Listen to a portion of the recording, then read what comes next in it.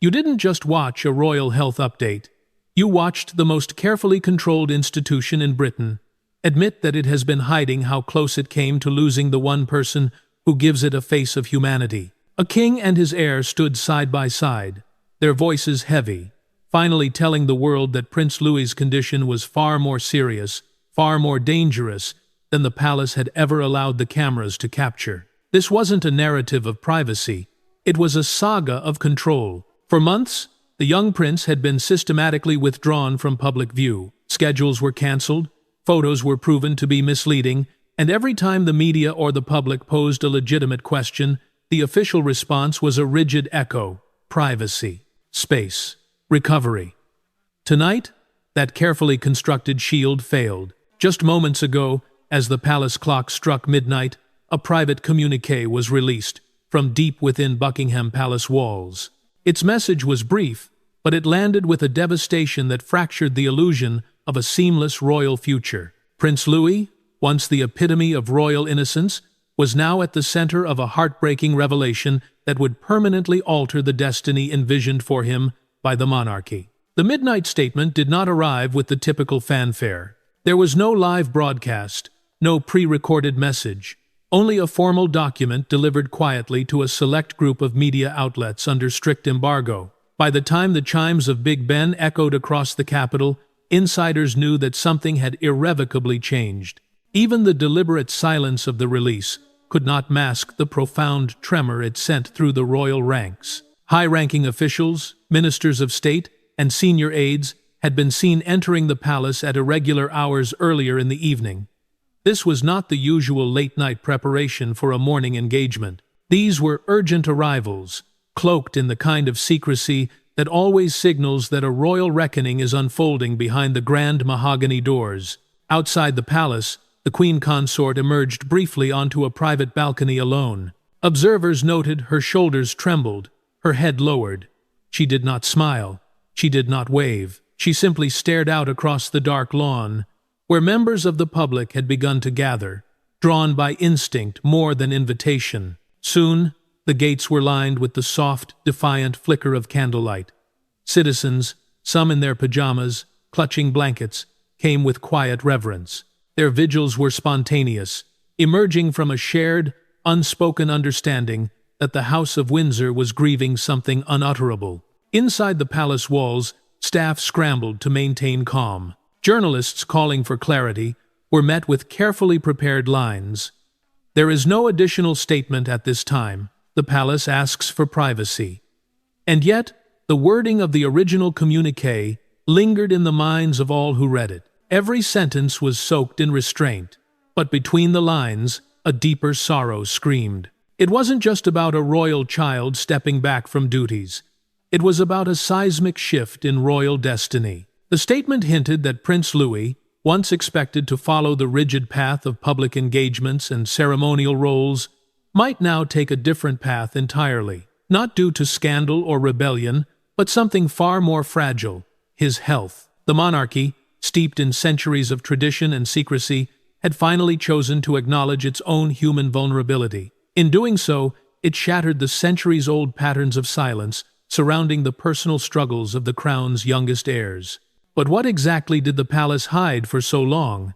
And why is the truth only surfacing now? For years, whispers of a quiet concern about Prince Louis were dismissed by courtiers as baseless gossip. Yet, behind velvet-draped corridors, a private storm had been quietly gathering, and it could no longer be contained. From the outside, the image was always pristine. Prince Louis, the youngest royal, was carefully staged to appear energetic, laughing, and unbothered by the gravity of the life he'd inherited. He seemed the embodiment of childhood joy, frequently seen skipping ahead of his older siblings.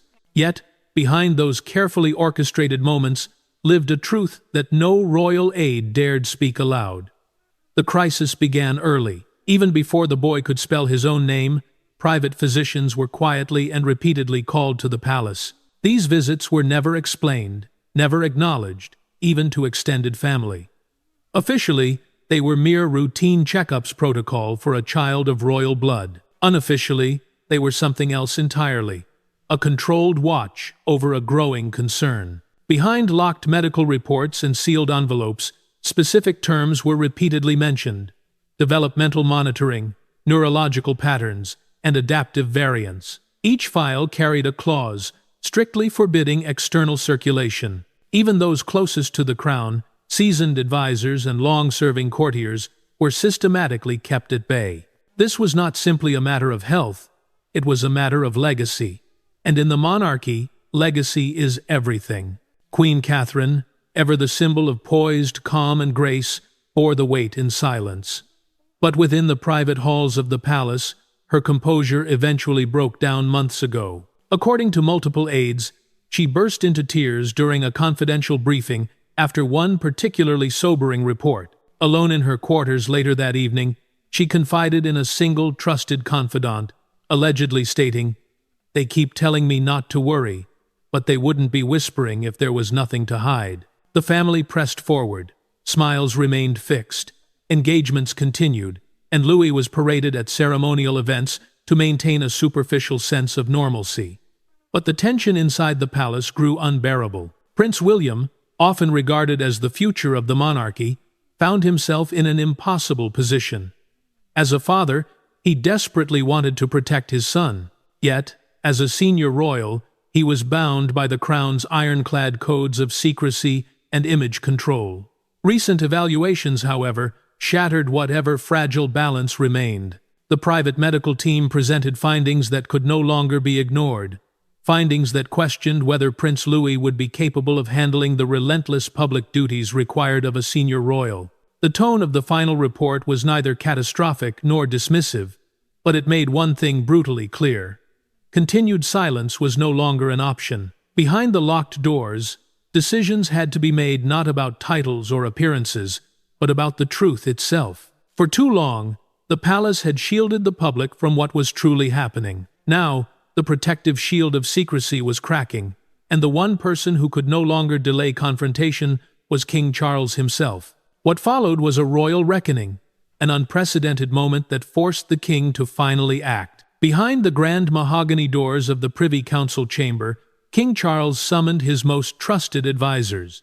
Their singular mission: to confront the devastating truth about his youngest grandson and determine what it fundamentally meant for the future of the crown. The air inside the chamber was thick with tension.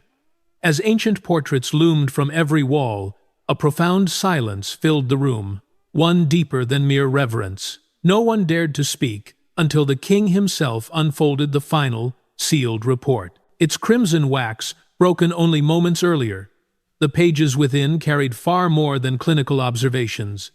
They carried the crushing weight of a royal future hanging perilously in the balance.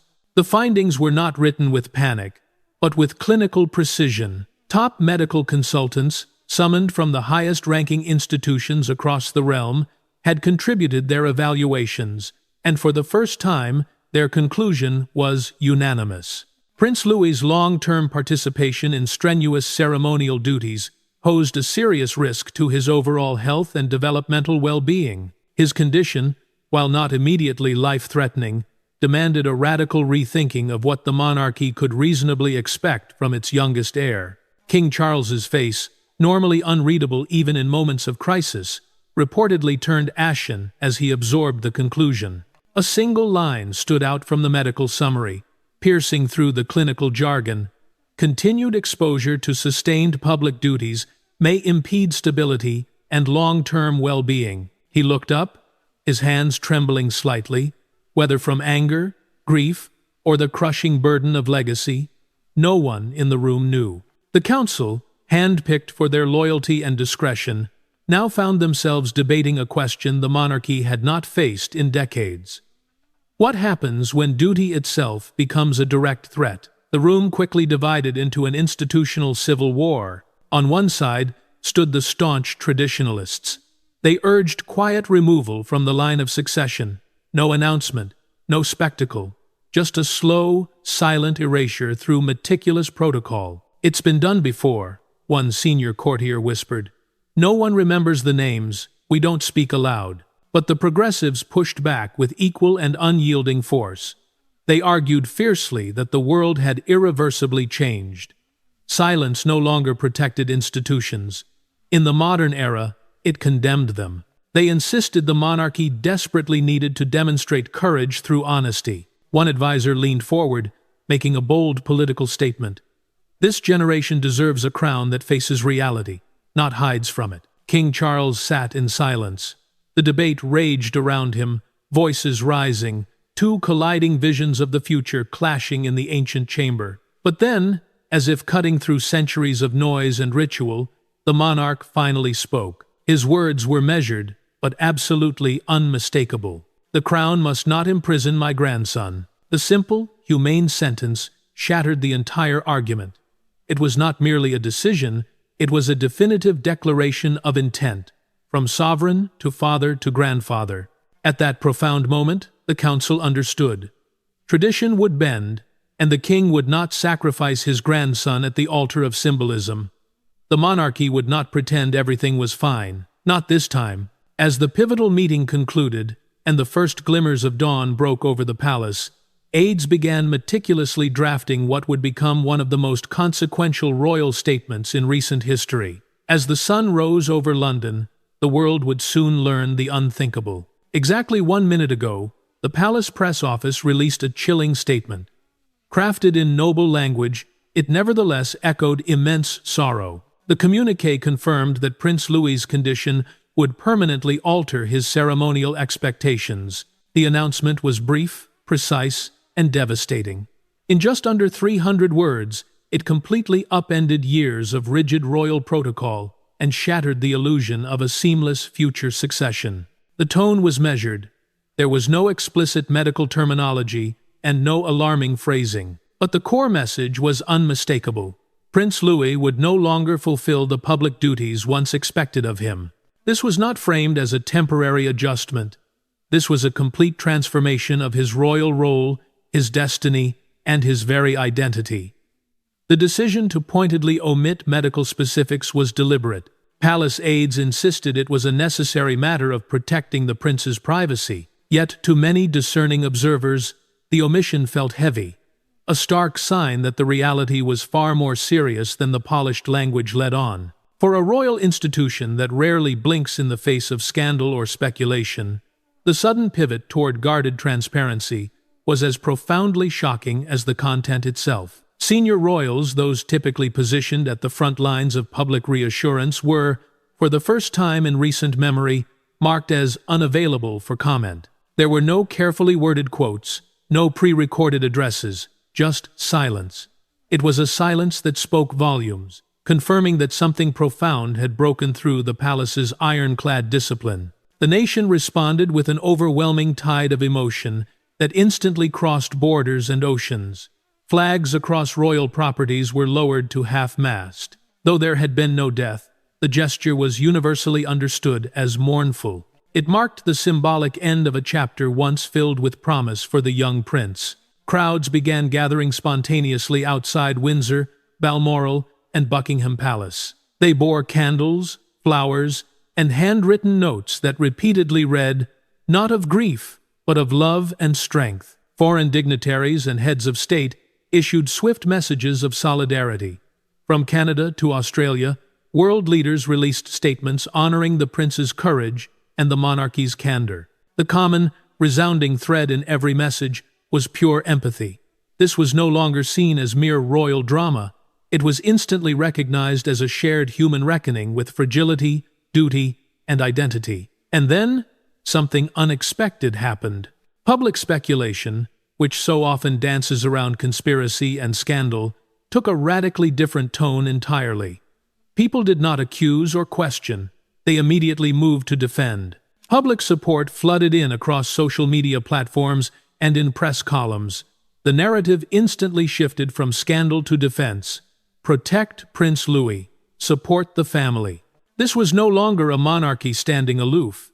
It was a family grappling with pain, and the people stood with them. Candlelight vigils swept across the Commonwealth, symbolizing not just support for Prince Louis, but for every child asked to bear too much. Yet, within the royal household, emotions were anything but composed. Behind closed doors, Catherine, Princess of Wales, reportedly collapsed into tears. Then, she did something no one expected. She demanded justice, transparency, and the immediate end of the palace silence that she fervently believed had harmed her son. The public announcement may have stunned the world, but it detonated something far more explosive inside the palace walls. Catherine had carried the crushing weight of her son's hidden struggle for years. She had smiled through garden walks and formal portraits, while privately fearing each public step was asking too much of him. But now, with the world finally aware, her grief erupted into righteous fury. Those who witnessed the outburst say it was unlike anything ever seen from the typically poised and measured Princess of Wales. Palace staffers were left shaken as Catherine, reportedly in the family's private study, lashed out, not in confusion, but with blistering clarity. Her voice cracked, not just with profound sadness, but with an incandescent rage. She sharply accused senior aides and royal traditionalists of hiding behind rigid protocol simply to avoid telling the difficult truth. In her raw estimation, they had consistently prioritized the institution's image over her son's long-term well-being. The confrontation escalated dramatically when Queen Camilla entered the room. Hoping merely to console her stepdaughter-in-law, Camilla instead found herself at the direct center of Catherine's fury. Sources claim a heated exchange followed brief, but utterly blistering. Catherine allegedly told Camilla, "You watched them build a cage around him, and you said nothing." Those words, raw and cutting, marked a clear and painful fracture in the fragile unity of the royal women. But Catherine was not alone. Princess Anne, often regarded as the monarchy's no-nonsense anchor and most tireless servant, quietly supported Catherine's aggressive push for systemic change. In a private meeting with King Charles later that day, Anne reportedly reinforced her conviction that the monarchy must immediately cease expecting children to perform like adults in crowns.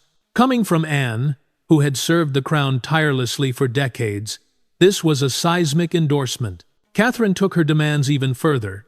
She demanded a complete overhaul of how young royals are managed, especially those facing medical or emotional challenges. She specifically called for child-centered protocols, individualized development plans, and a decisive end to the rigid path of ceremonial exposure.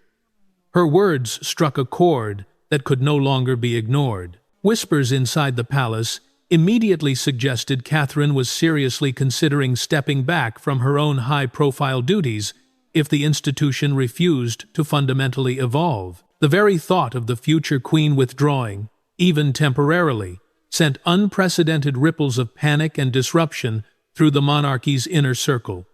But she was not bluffing. Her demands were not rooted in rebellion, but were born of fierce maternal protection and unyielding, righteous fury. The pain she had been forced to swallow in silence for years now finally had a voice, and that voice would not, under any circumstance, be silenced again. Meanwhile, a quiet voice emerged from the very heart of the crisis: Prince Louis himself. In a room lit only by the warm glow of a fireplace, Prince Louis finally chose to speak. His words were soft, yet they carried a profound weight far beyond his young years, reminding the monarchy and the world what true strength looks like in the face of impossible expectation. For days, Louis had remained silent while the world fiercely debated his future, while advisors strategized, while newspapers printed speculation, and while family members argued in whispers, and sometimes in tears. Louis had been silently listening, and when he finally chose to break that silence, it wasn't to a crowd, or to the ever-present cameras, or even to his own immediate parents. It was to a single, deeply trusted advisor, someone who had been with the family for years. His question was heartbreakingly simple, a query that cut straight to the core of the royal identity. Am I still a prince if I don't wave from the balcony? The advisor, reportedly moved profoundly to tears by the simplicity and weight of the question, responded with the kind of clarity no mere title could ever offer. You're more than a title, Louis. Being a prince isn't about being seen. It's about how you choose to serve, even when no one's looking.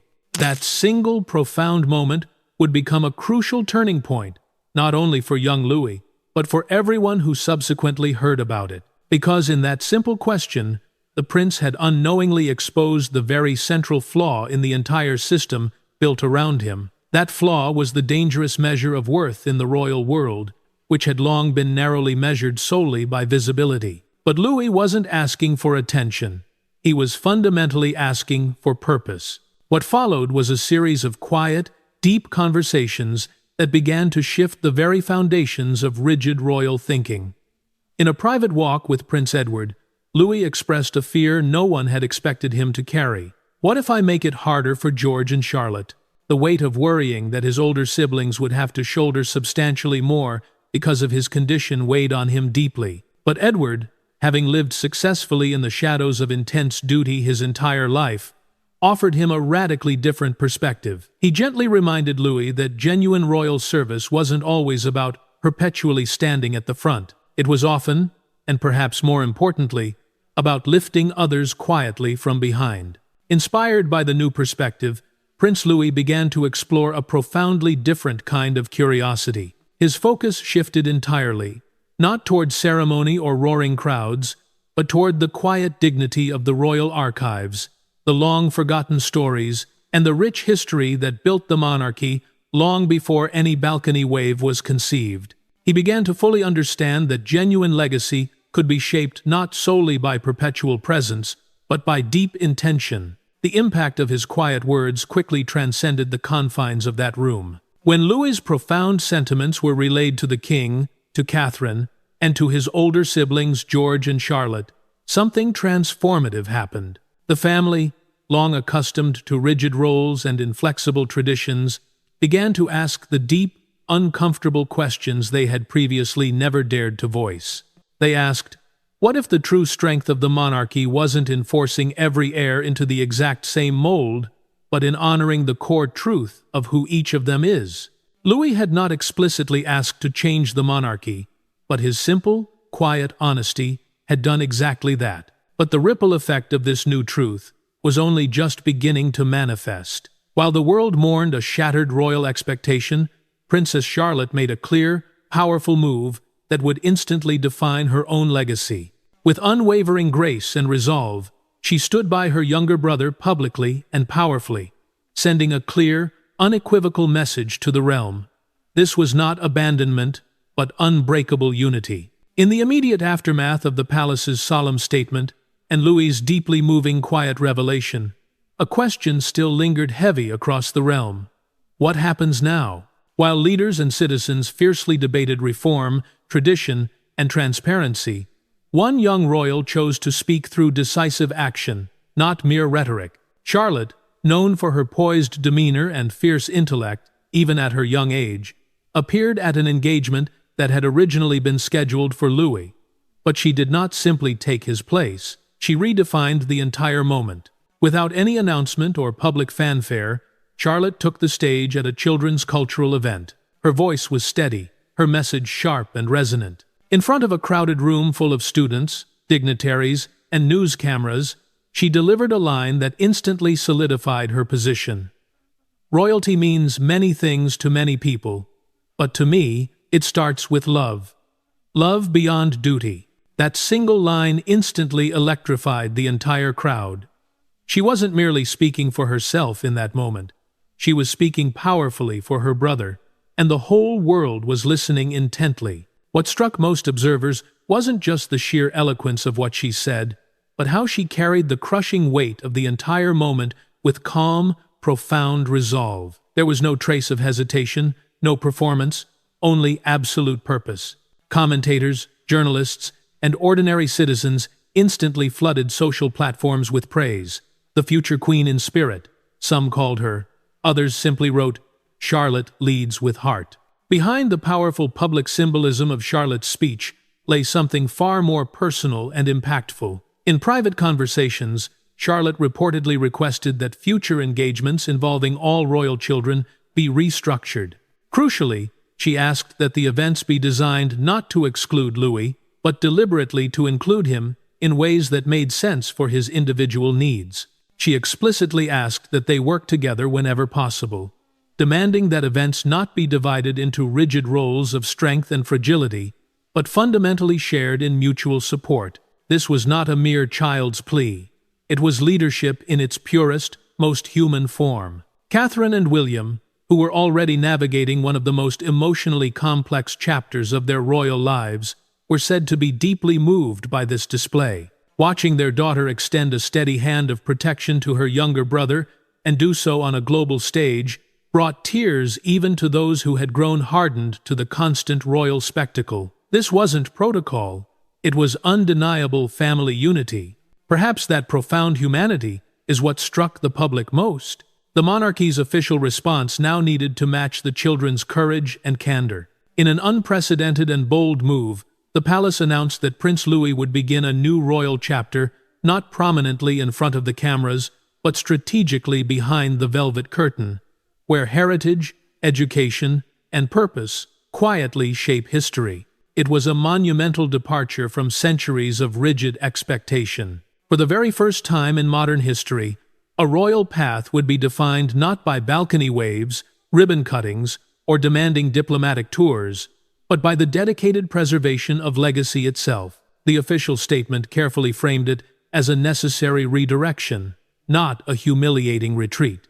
Prince Louis would not vanish from public life. Instead, he would step into a newly designed role that demanded less relentless public exposure, but no less importance. The monarchy was making a definitive statement.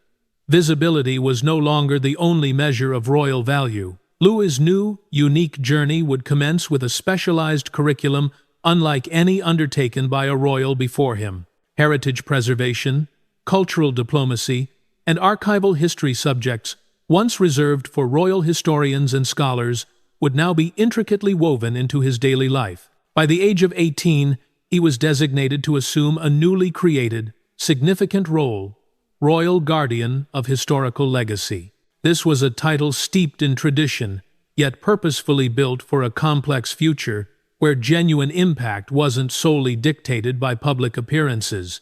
The world immediately responded with a rare kind of unified enthusiasm. Global news outlets praised the monumental shift as visionary. Leading cultural institutions immediately extended collaboration invitations. Scholars from prestigious universities published open letters loudly applauding the monarchy for finally prioritizing a human being's potential over outdated, rigid tradition. In a world often skeptical of the monarchy's relevance, this human-centered move struck a different chord entirely. It felt profound. It felt hopeful. Inside the palace, a quiet, internal revolution was now fully unfolding. Prince William, long seen by many as the embodiment of royal reform and modern leadership, reportedly played a critical, decisive role in meticulously designing his son's new, non-traditional path. He argued fiercely that the monarchy must grow dynamically with its heirs, rather than stubbornly forcing its heirs to shrink perpetually beneath the crushing weight of outdated, inflexible expectations. King Charles, who had been initially hesitant, ultimately came to agree with his heir's profound assessment. Privately, he admitted to trusted confidantes that his own generation had been tragically denied the essential freedom to fundamentally shape their own destinies, and he would not, under any circumstance, allow history to repeat itself with his grandson. And so, the monarchy made a deliberate choice that resonated far beyond the fate of a single child. From this monumental turning point forward, royal duties would powerfully reflect individuality, not merely rigid lineage.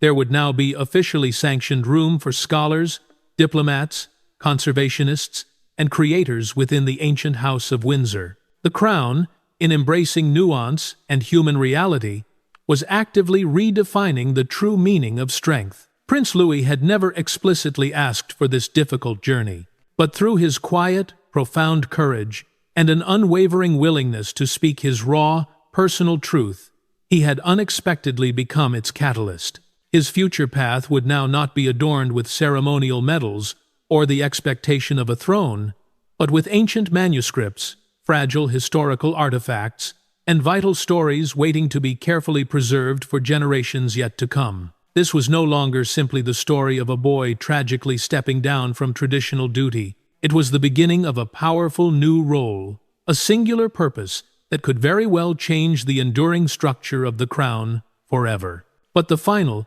most sacred moment that truly sealed this historic transformation would occur without fanfare or public spectacle. No cameras were explicitly allowed. No press release was officially issued. And yet, within the hallowed, sacred walls of the Royal Archive Hall, a quiet, deeply personal ceremony unfolded. One that unequivocally rewrote what it truly means to serve a modern monarchy. Prince Louis was not traditionally crowned. Instead, he was consecrated. There were no trumpets, no official seating plan, and no declarations shouted from any balcony. Yet, every person present profoundly understood the immense weight of the moment. It wasn't about who bowed lowest or who spoke loudest. It was entirely about what had fundamentally shifted. At the heart of the ceremony, King Charles stood before his young grandson and placed a steady hand gently on his shoulder. No ancient titles were loudly uttered. No demanding oaths were explicitly required. There was just a profound pause, long enough for one generation to clearly pass its blessing to the next, not through raw power, but through genuine permission. Standing shoulder to shoulder beside Louis were his older siblings, Prince George and Princess Charlotte. They were not flanking him as superior, primary heirs, but standing intentionally level, a powerful, silent act of deep unity. The message resonated unmistakably through the ancient stone hall.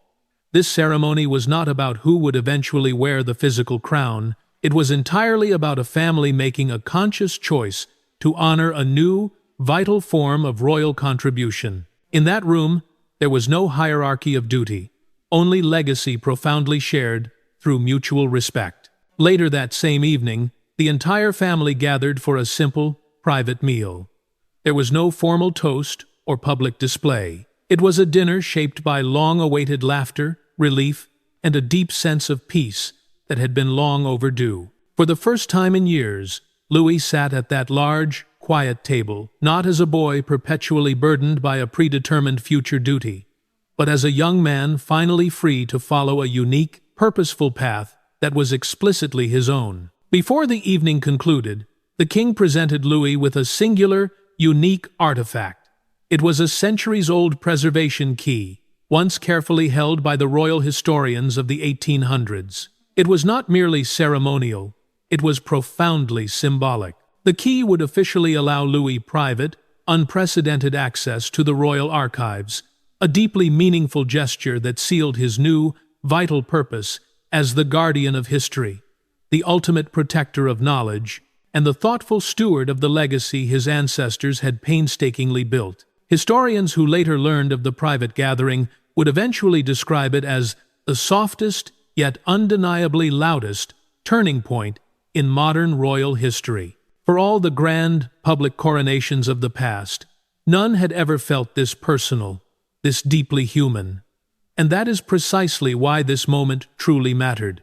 Outside the palace, the public responded not with chaos, but with powerful emotion. Hand-painted cards and notes immediately appeared once again, at the gates this time, explicitly not in mourning, but in celebration. The phrase "Legacy Lives" appeared prominently on ribbon-tied sketches, watercolor portraits, and candlelight posters. A nation that had once worried it was tragically losing a prince now clearly understood it had gained something else entirely. It had gained a mirror to its own evolving modern values. Prince Louis may never wear the heavy crown, but in choosing humanity over rigid, inherited heritage, he has become the crown's most honest, most profound reflection. And in this new era, perhaps that genuine honesty is what true royalty truly means.